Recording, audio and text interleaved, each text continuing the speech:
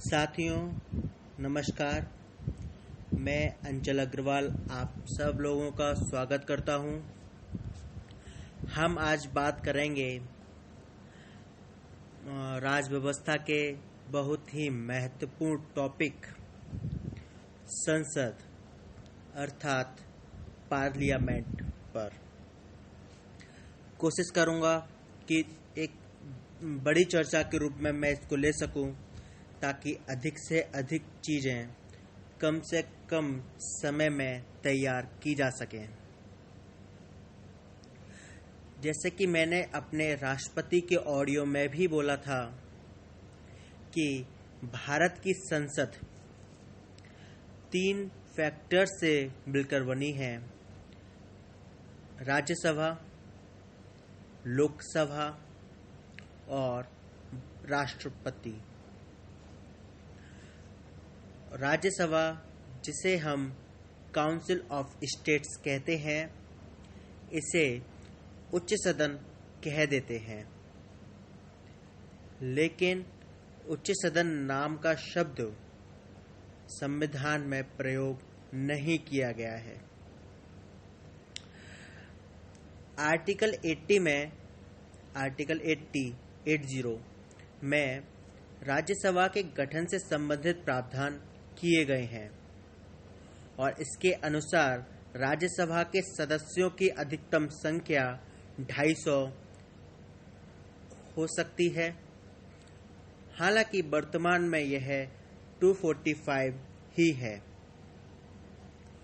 और 12 सदस्य राष्ट्रपति द्वारा मनोनीत किए जाते हैं, जिन्हें साहित्य, विज्ञान, कला या समाज सेवा के संबंध में विशेष ज्ञान या व्यावहारिक अनुभव प्राप्त होता है। और जो शेष सदस्य जो अधिकतम 238 हो सकते हैं, किंतु वर्तमान में 233 हैं, निर्वाचित होते हैं। तो इस तरीके से इसका गठन होता है। सबसे ज़्यादा सदस्य उत्तर प्रदेश के हैं 31, उसके बाद महाराष्ट्र के 19 और साथ में दिल्ली को 3 और पुदुचेरी को 1 सीट मिली हुई है या 1 सदस्य वहाँ से निर्वाचित किए जाते हैं। और यह ध्यान रखना जरूरी है कि अन्य किसी संघ राज्य क्षेत्र को राज्यसभा में प्रतिनिधित्व नहीं दिया गया है। अब आते हैं राज्यसभा के लिए निर्वाचन कैसे होता है। तो इसके लिए आनुपातिक प्रतिनिधित्व पद्धति को अपनाया जाता है अतः प्रोपोर्शनल रिप्रेजेंटेशन सिस्टम को अपनाया जाता है, जो सिंगल ट्रांसफरेबल वोट अर्थात एकल संक्रमणीय मत के आधार पर सदस्यों का चयन करती है। पहले ये शर्त थी कि राज्यसभा का सदस्य होने के लिए उस राज्य का आपको निवासी होना चाहिए,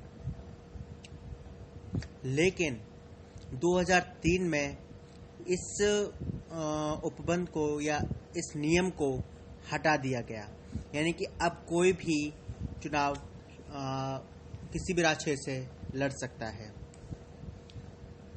यदि राज्यसभा की सदस्यता की शर्तें देखें तो सर्वप्रथम तो उसे भारत का नागरिक होना चाहिए, 30 वर्ष की आयु कम से कम वह पूरी कर चुका हो और वह किसी भी लाभ के पद पर ना हो, दिवालिया ना हो। यदि कोई ऐसा प्रश्न उठता है कि कोई प्रत्याशी राज्यसभा का चुनाव लड़ने के लिए योग्य है या नहीं, तो यह प्रश्न राष्ट्रपति को सौंपे जाने का नियम है। राष्ट्रपति चुनाव आयोग की सिफारिश के आधार पर जो निर्णय देता है वह इस संबंध में अंतिम माना जाता है। अब प्रश्न उठता है कि राज्यसभा और उसके सदस्यों का कार्यकाल कितना होता है।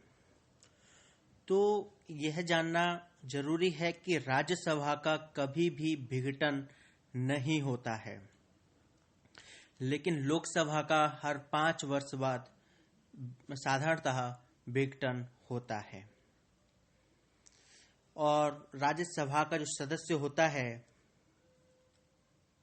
वह 6 वर्षों के लिए चुना जाता है और प्रत्येक 2 वर्ष बाद 1/3 सदस्य सेवानिवृत्त हो जाते हैं। इसका मतलब यह है कि ना तो सभी सदस्य एक साथ सेवानिवृत्त होते हैं और ना ही सभी का निर्वाचन एक साथ किया जाता है। अब राज्यसभा के पदाधिकारी के बारे में आते हैं। तो भारत का उपराष्ट्रपति राज्यसभा का पदेन सभापति होता है, लेकिन ध्यान देने योग्य बात यह है कि वह राज्यसभा का सदस्य नहीं होता है। और राज्यसभा का जो उपसभापति होता है वह राज्यसभा का सदस्य होता है। राज्यसभा के सभापति और उपसभापति को भारत की संचित निधि से वेतन दिया जाता है। अब यदि राज्यसभा के सभापति अर्थात उपराष्ट्रपति को पद से हटाना हो तो राज्यसभा में इस आशय का प्रस्ताव कम से कम 14 दिन की पूर्व सूचना के साथ रखा जाएगा। यदि राज्यसभा उस प्रस्ताव को तत्कालीन समस्त सदस्य संख्या के बहुमत से पारित कर देती है और लोकसभा उस प्रस्ताव पर सहमति दे देती है तो उपराष्ट्रपति अर्थात राज्यसभा का सभापति पद मुक्त हो जाता है। इसमें निहित है कि उपराष्ट्रपति को हटाने की शुरुआत केवल राज्यसभा से ही हो सकती है और राज्यसभा की गढ़पूर्ति के लिए सदन की कुल संख्या के 1/10 सदस्यों का उपस्थित होना जरूरी है। इसको हम गढ़पूर्ति अर्थात कोरम बोलते हैं। अब देखते हैं राज्यसभा के क्या क्या कार्य हैं और क्या क्या शक्तियां उसे प्राप्त हैं। तो यदि हम विधायी कार्य देखें तो जो गैर वित्तीय विधेयक होते हैं नॉन फाइनेंशियल बिल्स, उसके संबंध में राज्यसभा को उतनी ही शक्तियां प्राप्त हैं जितनी कि लोकसभा को। यानी कि ऐसे विधेयक किसी भी सदन में शुरू किए जा सकते हैं और दोनों सदनों की सहमति के बाद ही वह कानून बनते हैं। हाँ, लेकिन अगर वह बिल धन विधेयक होगा तो राज्यसभा को बहुत ही सीमित शक्ति है और वह सीमित शक्ति यह है कि वह बस 14 दिन के लिए अपने पास उसको रख सकती है, ना ही खारिज कर सकती है।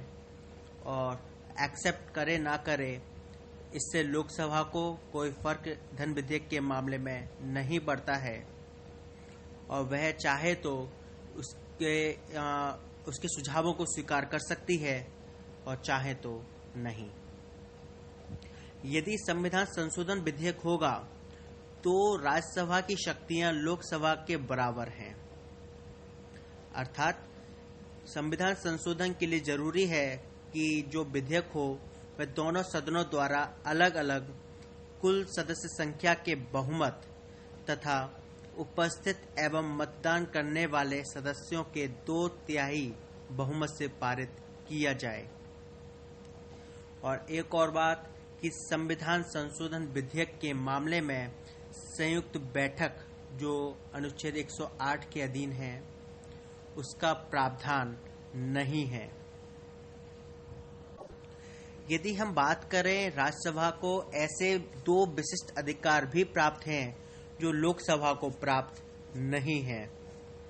पहला है अनुच्छेद 249 के तहत राज्यसभा को अधिकार है कि वह उपस्थित और मतदान करने वाले 2/3 सदस्यों के बहुमत से राज्य सूची में शामिल किसी विषय को राष्ट्रीय महत्व का घोषित कर सकती है और ऐसा किए जाने पर संसद को राज्य सूची के उस विषय पर कानून बनाने का अधिकार मिल जाता है। दूसरा विशेष अधिकार यह है कि अनुच्छेद 312 के तहत राज्यसभा को शक्ति है कि वह उपस्थित और मतदान करने वाले 2/3 सदस्यों के समर्थन से कोई नई अखिल भारतीय सेवा स्थापित करने का अधिकार संसद को दे सकती है। तो ये 2 विशिष्ट अधिकार राज्यसभा को दिए गए हैं जो लोकसभा को नहीं दिए गए हैं। यदि कुछ अन्य कार्य देखें तो उसमें पहले बताया जा चुका है कि उपराष्ट्रपति को हटाने का प्रस्ताव सिर्फ राज्यसभा से ही शुरू किया जा सकता है और साथ ही राष्ट्रपति के महाभियोग तथा सर्वोच्च न्यायालय व उच्च न्यायालय के न्यायाधीशों तथा कुछ अन्य संवैधानिक पदाधिकारियों को उनके पद से हटाने के लिए संसद के दोनों सदनों की सहमति आवश्यक होती है। तो राज्यसभा के निर्वाचित सदस्य राष्ट्रपति के निर्वाचक मंडल का हिस्सा बनते हैं। तो ये सब कुछ प्रावधान है जो राज्यसभा की शक्तियां या कार्य के अंतर्गत आ जाते हैं। अब आते हैं संसद के दूसरे हाउस लोकसभा अर्थात the house of the people. इसको हम निम्न सदन कह देते हैं, लोअर हाउस कह देते हैं, लेकिन संविधान में इस शब्द का प्रयोग, इस अभिव्यक्ति का प्रयोग नहीं किया गया है। आर्टिकल 80 में राज्यसभा का गठन दिया हुआ है तो आर्टिकल 81 में लोकसभा का गठन। जैसे राज्यसभा में अधिकतम सदस्य संख्या 250 है, वैसे ही लोकसभा में अधिकतम सदस्य संख्या 552 है, जिसमें से 530 सदस्य राज्यों के होते हैं, 20 सदस्य संघ राज्य क्षेत्रों के हो सकते हैं और 2 प्रतिनिधि यदि राष्ट्रपति को ऐसा लगता है कि आंग्ल भारतीय समुदाय का पर्याप्त प्रतिनिधित्व नहीं है तो वह 2 प्रतिनिधियों को लोकसभा के लिए मनोनीत कर सकता है। लेकिन यदि वर्तमान संख्या पर निगाह डालें तो भले ही 552 अधिकतम है, लेकिन वर्तमान में यह संख्या 545 है, जिसमें 530 राज्यों से, 13 संघ राज्य क्षेत्रों से और 2 आंग्ल भारतीय समुदाय के। लोकसभा की चुनाव पद्धति कुछ सिद्धांतों पर आधारित है, जैसे प्रादेशिक प्रतिनिधित्व प्रणाली, एकल सदस्यीय निर्वाचन क्षेत्र, प्रत्यक्ष निर्वाचन तथा सबसे पहले खंभा छूने की पद्धति। प्रादेशिक प्रतिनिधित्व प्रणाली का अर्थ है कि पूरे देश को भिन्न भिन्न भौगोलिक क्षेत्रों में बांट दिया जाए और सभी क्षेत्रों के प्रतिनिधि लोकसभा में अपने अपने क्षेत्र का प्रतिनिधित्व कर सकें। एकल सदस्यीय निर्वाचन क्षेत्र का अर्थ है कि लोकसभा के प्रत्येक निर्वाचन क्षेत्र से एक ही प्रतिनिधि चुना जाएगा, एक से अधिक नहीं। प्रत्यक्ष निर्वाचन का अर्थ है कि प्रत्येक निर्वाचन क्षेत्र में जनता सीधे तौर पर अपने प्रतिनिधित्व का चुनाव करेगी, जिसमें उम्र पहले जो 21 वर्ष थी 1988 में इसे कम करके 18 वर्ष कर दिया गया है। सबसे पहले खंभा छूने की पद्धति का अर्थ है कि जिस प्रत्याशी को चुनाव में सबसे अधिक मत प्राप्त होंगे वह विजयी घोषित कर दिया जाएगा। इसमें किसी कोटे की आवश्यकता नहीं है। अगर 2 मेंबर हैं तो जो 50+ वोट ले लेगा 50+ वोट ले लेगा वह जीत जाएगा। और यदि 3 मेंबर हैं तो जिसके पास सबसे ज़्यादा वोट होंगे वह चुन लिया जाएगा, भले ही वह वोट ज़्यादा होने की संख्या एक ही क्यों ना हो। लोकसभा में क्षेत्रों का आवंटन करने के लिए परसीमन अर्थात डिलिमिटेशन का हम प्रयोग करते हैं। और डिलिमिटेशन के अकॉर्डिंग 2026 तक 1971 की जनसंख्या का आंकड़ा ही आधार माना जाएगा। और यह 84वें संविधान संशोधन के माध्यम से प्रावधान किया गया है कि 2026 तक हम 1971 की जनसंख्या के आंकड़ों को ही परसीमन का आधार मानेंगे। सबसे ज़्यादा संख्या की बात करें तो उत्तर प्रदेश की सबसे ज़्यादा सीट्स हैं 80, उसके बाद महाराष्ट्र 48। अब आते हैं लोकसभा की शक्तियां तथा कार्य पर। तो लोकसभा सबसे ज़्यादा लोकप्रिय सदन भी है क्योंकि यह प्रत्यक्ष निर्वाचन के तहत इसके प्रतिनिधि आते हैं, इसलिए यहाँ पर लोकसभा को राज्यसभा से अधिक शक्तियां भी प्राप्त हैं कुछ मामलों में। जैसे जो जितने भी विधेयक होते हैं या तो वह राज्यसभा के समान अधिकार रखती है या उससे ज़्यादा ही रखती है। यदि वित्तीय विधेयक होगा तो वह लोकसभा में ही शुरुआत दी जाती है और लोकसभा को ही उसमें पूरे अधिकार प्राप्त हैं। राज्यसभा बस इतना कर सकती है कि उसे अपने पास 14 दिन के लिए रोक ले। और यदि किसी भी विधेयक को लेकर दोनों सदनों में मतभेद होता है तो संयुक्त बैठक बुलाए जाने का प्रावधान है। और संयुक्त बैठक में लोकसभा की स्थिति मजबूत होती है क्योंकि उसके सदस्यों की संख्या तो अधिक होती ही है, साथ ही संयुक्त बैठक का संचालन भी लोकसभा अध्यक्ष के हाथों में होता है। यदि कार्यपालिका पर नियंत्रण की शक्ति के ऊपर बात करें तो कार्यपालिका अर्थात सरकार पर लोकसभा का प्रभावी नियंत्रण होता है। मंत्रिपरिषद उसी समय तक कार्य कर सकती है जब तक उसे लोकसभा का विश्वास हासिल हो। वित्तीय शक्तियों की बात करें तो वित्तीय मामलों में लोकसभा के पास अत्यधिक शक्तियां हैं, जैसा कि पहले बताया गया है धन विधेयक।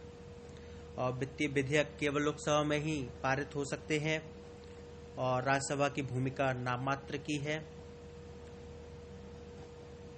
और अन्य शक्तियों की बात करें तो राष्ट्रपति और उपराष्ट्रपति के निर्वाचन में भाग लेते हैं लोकसभा के सदस्य, और राष्ट्रपति के खिलाफ महाभियोग प्रस्ताव प्रस्तुत कर सकते हैं लोकसभा।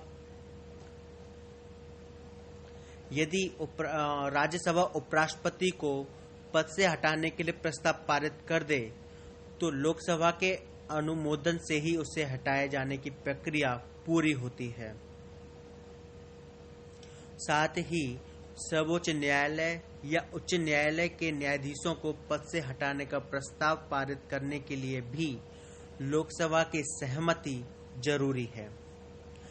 अब आते हैं लोकसभा की अवधि पर।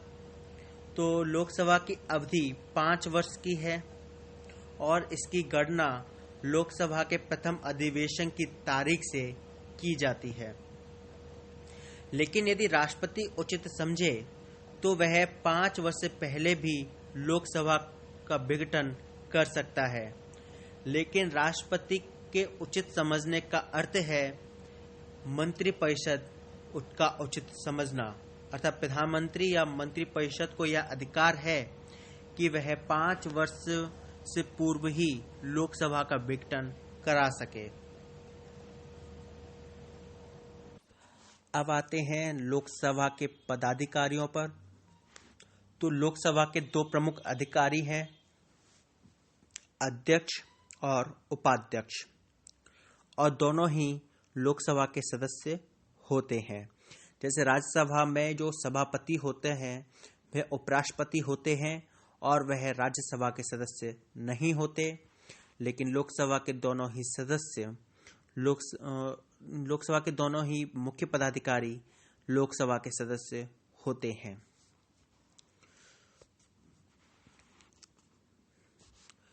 और लोकसभा के अध्यक्ष या उपाध्यक्ष को अपना पद संभालने के लिए ना तो कोई शपथ लेनी पड़ती है और ना ही कोई प्रतिज्ञा करनी पड़ती है, क्योंकि वे लोकसभा के सदस्य होने के नाते ही शपथ लेते हैं।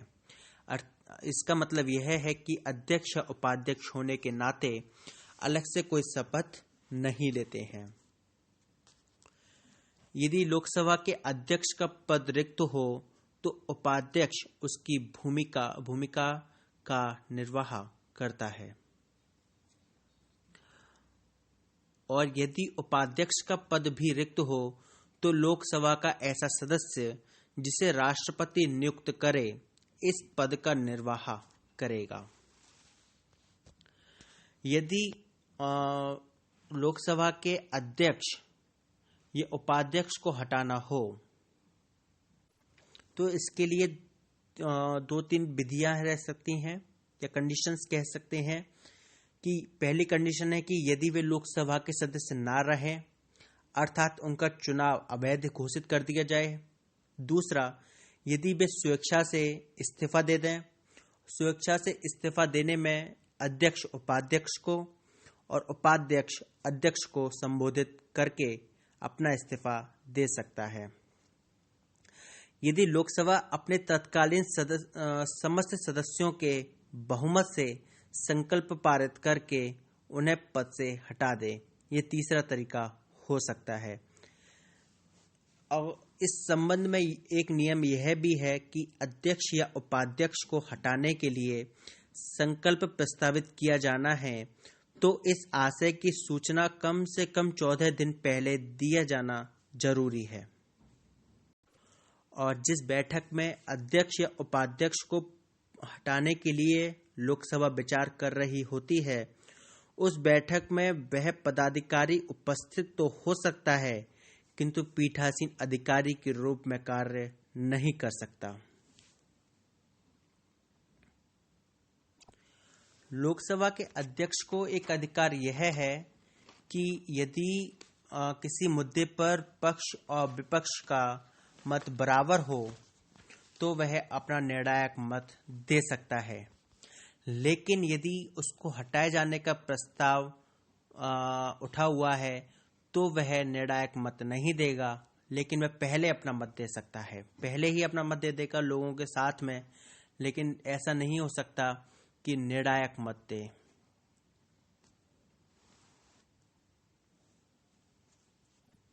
कुछ नियम भी हैं, जैसे उसे तत्कालीन समस्त सदस्यों के बहुमत से ही हटाया जा सकता है, सिर्फ उपस्थित व मतदान करने वाले सदस्यों के बहुमत से नहीं। लोकसभा में उसके कार्यों व आचरण के संबंध में ना तो चर्चा की जा सकती है और ना ही आलोचना। लोकसभा अध्यक्ष को वेतन भारत की संचित निधि से दिया जाता है और संसद में उस पर मतदान नहीं होता। लोकसभा का संचालन करने की उसकी शक्ति तथा उस शक्ति के अंतर्गत की गई कार्यवाहियां न्यायालय के अधिकार क्षेत्र से बाहर हैं और उसे वरीयता सूची में काफी ऊंचा स्थान दिया गया है। भारत के मुख्य न्यायाधीश के समकक्ष 7वें स्थान पर रखा गया है। उसका स्थान भारत के प्रधानमंत्री और उप प्रधानमंत्री को छोड़कर शेष मंत्रियों से भी ऊंचा है। यदि किसी मुद्दे पर संयुक्त बैठक बुलाई जाती है तो लोकसभा अध्यक्ष ही उसकी अध्यक्षता करता है। कोई विधेयक धन विधेयक है या नहीं, यह निश्चित करने का दायित्व लोकसभा अध्यक्ष का ही है और इस संबंध में उसका निर्णय अंतिम होता है। और ये कोई भी सदस्य कितना बोलेगा और किसी सदस्य को बोलने का मौका देना है या नहीं, यह तय भी अध्यक्ष करता है। कुछ समितियां हैं जिसमें वह स्वयं शामिल होता है, जैसे कार्य मंत्रणा समिति, नियम समिति और सामान्य प्रयोजन समिति। और इन समितियों में वह स्वयं ही अध्यक्ष की भूमिका में होता है। वह लोकसभा की बैठकों के लिए दिन तथा समय निर्धारित करता है और कार्यसूची तथा उसके विषय का क्रम भी निश्चित करता है। तो एक और बात कि यदि कुल सदस्य संख्या के कम से कम 1/10 सदस्य उपस्थित ना हो, अर्थात गणपूर्ति ना हो, तो उसका कर्तव्य है कि वह बैठक को तब तक के लिए स्थगित करते जब तक गणपूर्ति ना हो जाए। लेकिन एक बात का ध्यान रहे कि उपाध्यक्ष अध्यक्ष का अधीनस्थ नहीं है। उसका उत्तरदायित्व अध्यक्ष के प्रति नहीं बल्कि लोकसभा के प्रति है। उसे एक विशेषाधिकार भी प्राप्त है कि यदि उसे किसी संसदीय समिति का सदस्य बनाया जाता है तो वह स्वतः ही समिति का अध्यक्ष बन जाता है। तो ये था लोकसभा के बारे में। संसद में पीठासीन अधिकारियों के अलावा अन्य कुछ महत्वपूर्ण सदस्य भी होते हैं जिनका संसद की कार्यवाही की दृष्टि से विशिष्ट महत्व होता है, जैसे सदन का नेता, विपक्ष का नेता और सचेतक या व्हिप। जो सदन का नेता होता है उसकी चर्चा संविधान में तो नहीं है, किंतु सदनों की नियमावली में है। सामान्यतः लोकसभा के सदन के नेता का अर्थ प्रधानमंत्री होता है, क्योंकि लोकसभा में बहुमत प्राप्त दल का नेता ही प्रधानमंत्री की भूमिका का निर्वाह करता है। यदि कभी प्रधानमंत्री राज्यसभा से हो तो प्रधानमंत्री अपनी मंत्रिपरिषद के किसी ऐसे मंत्री को जो लोकसभा का सदस्य है, लोकसभा में सदन के नेता की भूमिका के लिए मनोनीत कर सकता है। अब आता है दूसरा, विपक्ष का नेता। तो विपक्ष के सबसे बड़े दल के प्रमुख को ही विपक्ष का नेता या नेता विपक्ष कहते हैं। विपक्ष के सबसे बड़े दल के प्रमुख को ही। तो आरंभ में विपक्ष के नेता को विशेष मान्यता प्राप्त नहीं थी। 1977 में दोनों सदनों में नेता विपक्ष को वैधानिक मान्यता प्रदान की गई है और वर्तमान में विपक्ष के नेता को कैबिनेट मंत्री के समकक्ष वेतन, भत्ते व सुविधाएं उपलब्ध हैं। लेकिन यह आवश्यक है कि विपक्ष बनने के लिए कुल सदस्यों के 10% के बराबर या अधिक सदस्य होने चाहिए और यदि उससे कम सदस्य हैं तो यह दर्जा किसी को नहीं दिया जाता है। तीसरा है व्हिप या सचेतक। ये एक ऐसा पद है, चाहे कोई पार्टी सत्ता में हो या ना हो, वह अपना एक सदस्य को सचेतक अर्थात व्हिप के रूप में नियुक्त करती है। उसका कार्य यह होता है कि वह बताता है सभी सदस्यों को कि किस बात का समर्थन करना है, किसका विरोध करना है और यदि सदस्य उसके ना हो तो सदस्यों को इकट्ठा करना और यह ध्यान रखना कि दल के सदस्य संसद में उपस्थित रहें और यदि कोई उसके निर्देश का पालन नहीं करता है तो उसके खिलाफ अनुशासनात्मक कार्यवाही की जा सकती है। तो एक तरीके से व्हिप का पद भी महत्वपूर्ण हो जाता है। एक बात और रह गई कि लोकसभा के सदस्य होने के लिए न्यूनतम आयु 25 वर्ष होना जरूरी है। संसद के इस टॉपिक को अभी मैं यहीं विराम देता हूं। अगले पार्ट में हम संसद के में विधि निर्माण की प्रक्रिया को समझते हुए जो अन्य चीजें हैं संसद से रिलेटेड, जैसे बजट संबंधी क्या प्रक्रिया होती है, और हम कहें तो जो उसके सत्र होते हैं, सत्रावसान होता है, लोकसभा का विघटन, इन सब के ऊपर हम आगे जाके बात करेंगे। साथ ही संसद में कामकाज किस तरीके से होता है, यह हमारे अगले बातों का, अगले ऑडियो का हिस्सा होगा। तब तक के लिए धन्यवाद।